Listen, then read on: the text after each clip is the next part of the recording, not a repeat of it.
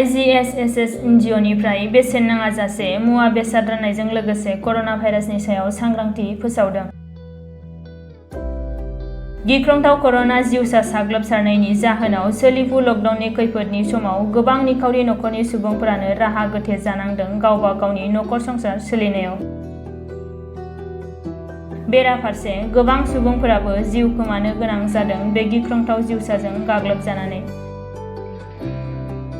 बेखौ नोजोर होनानै बे खैफोद आरो आंखालनि समाव सुबुं सिबिथायनि नोजोरजों IGSSS NGOआ गोख्रोङै खामानि मावदों गामि ओनसोलफोराव। बिदिन्थि महरै दिनै चिरां जिल्लानि बेंटल हालामनि खानिपुर 1 नं आइपुवालि 2 नं आइपुवालि 2 नं बुरिजाहार देवलगुरि आरो सेरफांगुरि गामिफोराव गासै 150 नखरफोरनो गोबां मुवा बेसाद जेरै दालि, थाव, सुजि, सयाबिन, साबुन, मास्क आरो बायदि बायदि गोनां बेसाद राननायजों लोगोसे कर'ना बेरामनि सायावबो सांग्रांथि फोसावदों।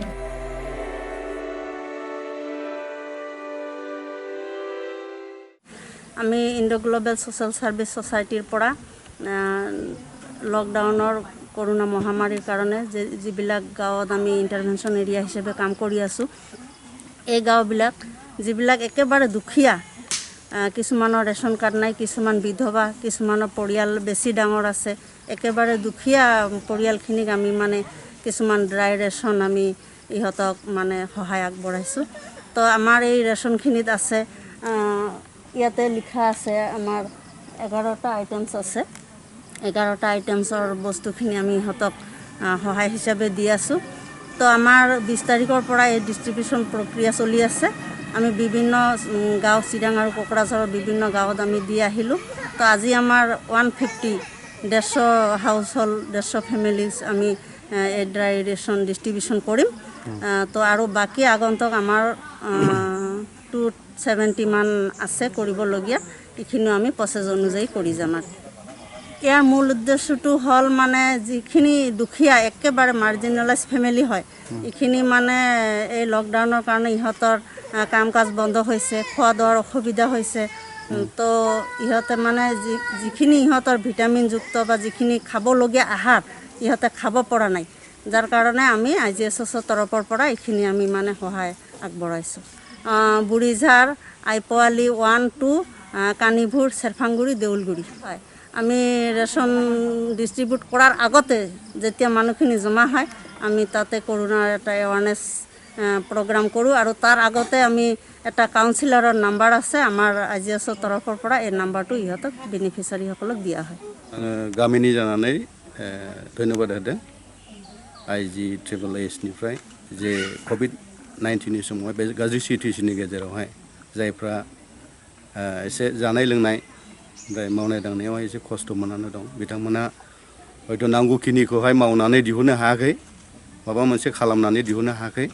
बे समावहाय बे अलखद समावहाय बे अर्गानाइजेसननिफ्राय जे IGSSSनिफ्राय जि अनुदान होफैदों, बे अनुदाननि थाखाय आङो गामिनि जानानै नोंथांमोनखौहाय बे संगठनखौहाय आंनि थरनिफ्राय जोबोद आङो धन्यबाद होदों आरो बे नोंथांमोननि होनाय बे सहायाव बे गामिनि मानसिफ्रा, गैजायै मानसिफ्रा बे हखा मोनगोन होननानै आङो आसा थिदों आरो भबिष्यत बेबायदि मोनसे खैफोदनि समावहाय हेफाजाब होलायनायखौ आङो वेलकाम खालामदों।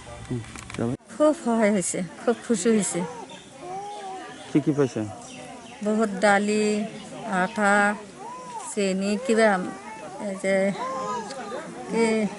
কিবা কিবি সব জিনিসই পাইছে। শান্তি লাগিছে, খুব কষ্ট কৰিছে, বহুত কষ্ট কৰি আছে। এতিয়া বস্তু পাই খুব খুশি হৈছে, খুব শান্তি লাগিছে। কি লাগিছে? ভালো লাগছে। কানত নাছিলে। আটা सेरथाम, थाव सेरसे, दालि सेरनै, सयाबिन पेकेटनै, NGOनि मोजां मोनदों। गैयियाव होनायनि थाखाय एसे माबा मदद होनायनि थाखाय